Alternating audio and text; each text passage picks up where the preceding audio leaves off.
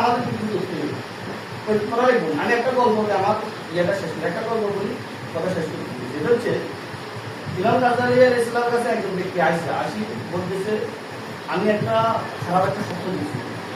বলতে কি স্বপ্ন? তখন ওনার কাছে উনি ওনার স্বপ্নের ব্যাখ্যা দিতে বলতেছে আমি হঠাৎ স্বপ্নে দেখলাম একটা বাঘ আমাদের পিছন থেকে দৌড়াতেছে। আমি যেন দৌড়াইতে আসি, দৌড়াইতে আমি হঠাৎ করে একটা কূপের মধ্যে পড়ে গেছি। এবং কূপের মধ্যে পড়ার ক্ষেত্রে হঠাৎ করে একটা রশি দেখলাম কূপের মধ্যে, আমি রশিটা ধরে ফেলছি। ধরার পর আমি এরপরে কূপের নিচে নেমে দেখলাম কি একটা বিশাল অজগর সাপ হাগুরে আছে। উপর দিকে নেমে দেখলাম কি বাঘটা কূপের উপরে বসে আছে। এরপর কিছুক্ষণ পর হঠাৎ দেখলাম কি আমি যে রশিটা দুটাই দূরে রশিটাকে কাটতেছে, হঠাৎ কাটা শুরু করছে। একটা কালো পিঠা ইঁদুর আর একটা হচ্ছে সাদা ইঁদুর, দুটাই দূরে রশিটা কাটতেছে। বিষয়টা বুঝতে গল্পটা শুনতেছে। এরপরে হঠাৎ করে আমার চোখের সামনে আসলো কি আমি যেখানে রশি ধরছি রশির পাশে একটা মৌমাছি বাসা, মধুর বাসা একটা। এখন মধুর বাসাটা দেখি আমি হঠাৎ করে যখন মধুর দিকে তাকাইলাম তখন আমার উপরে নিচে যে বিপদটা আছে আমি সকল বিপদের কথা ভুলে গেছি। তখন আমি ওখান থেকে এক হাত দিয়ে হালকা কিছু মধু খেতেছি। এমন সময় হঠাৎ করে ওই কালো ইঁদুর আর সাদা ইঁদুর যেটা এরা সুতাটা কাটতে এক পর্যায়ে আমি হট করে নিচের দিকে অর্থাৎ কুকুরের গভীরে পড়ে যাইতেছি। এমন অবস্থায় আমার ভেঙে গেছে। এখন আমাকে বলতেছে আমার এই স্বপ্ন ব্যাখ্যাটা কি?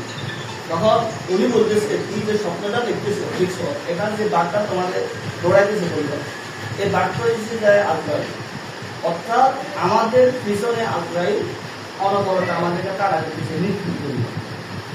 ঠিক আছে, কারণ যেটা আমরা জন্মগ্রহণ করছি পৃথিবীর চিরন্ত পেয়েছে মৃত্যুরা। এর ফলে তুমি যে কূপের মধ্যে বসছো কূপ হচ্ছে কবর, কূপটা কি কবর, উপরের বাঘ নিচের সাপ, এর দুটো হচ্ছে বিপদ। আমাদের বামে ডাইনে চারিদিকে বিপদ আচ্ছন্ন অবস্থা, উপরে সব দিক থেকে বিপদ আচ্ছন্ন অবস্থা। আর যে রশিটা তুমি ধরছো ওটা হচ্ছে তোমার হায়াত জিন্দেগি। আর দুটার কি দুটাইছো ওই দুটা হচ্ছে তোমার হায়াতের দিন ও রাত, একটা কালো একটা সাদা, একটা দিন একটা রাত। আমাদের জীবন আমরা মনে করি আমাদের বয়স বাড়ে না, বয়সটা আমাদের যে একটা লিমিটেশন দিয়ে দেয় ওইটা থেকে কমতে আছে, কমতে যে রশিটা যখন শেষ হয়ে গেছে মানে আমার হায়াত যখন শেষ হবে তখন আমাকে অবশ্যই কবর দিতে হবে। এখানে মধুর যে বাসাটা বলছি এটা হচ্ছে যে পৃথিবীর যে চাকরিগুলো যেটা আছে পৃথিবীর যে আরাম আয়েস, যেমন কি আমরা পৃথিবীতে আসি আল্লাহ আমি কথা বলছি আমাদের কেউ পরীক্ষা করতে পারে। এখন আরাম আয়েসের কথা চিন্তা করে আমরা এগুলো যখন লিপ্ত হয়ে গেছি তখন আমাদের বামের ডানের উপর নিচে যে বিপদটা আছে সকল বিপদের কথা ভুলে গেছি, সকল বিপদের কথা গিয়া ভুলে গেছি। আসলে জিনিস আমরা ক্ষতিগ্রস্তের মধ্যে আছি, বিপদের মধ্যে আছি। আমরা জিনিসে আমরা বিপদের মধ্যে আছি না, কিন্তু আমরা মৃত্যুবরণ করব বা আমাদের যে মৃত্যু হবে আমরা যে বিপদের মধ্যে আছি ক্ষতির মধ্যে আছি এই জিনিসটা আমাদের ওই সাকসেস যখন মধুর দিকের নজর দিয়েছে সব কিছু ভুলে গেছে সে আমাদের একই অবস্থা।